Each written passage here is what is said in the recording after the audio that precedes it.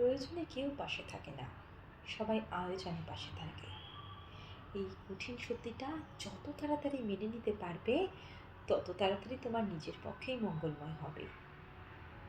কারণ একটা বিষয় কি বলুন তো, বিপদে না পড়লে মানুষ চেনা যায় না। কে সত্যিকারের ভালোবাসছে আর কেই বা শুধু মিথ্যে মুখোশের আড়ালে ভালোবাসার নাটক করছে, সেটা বোঝার একমাত্র উপায় হলো আপনার এই দুর্দিন। এই বিপদের দিনেই কাছের করে রাখা মানুষগুলো পর হয়ে যায়, আর পর হয়ে থাকা মানুষগুলো আপন হয়।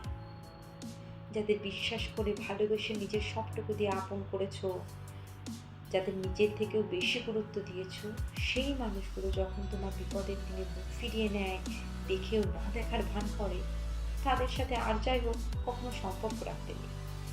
তাই যেখানে তোমার মূল্য নেই, তাদের সাথে না থাকাই ভালো। শত কষ্টেও একার মতো একা থাকা আরো বেশি ভালো।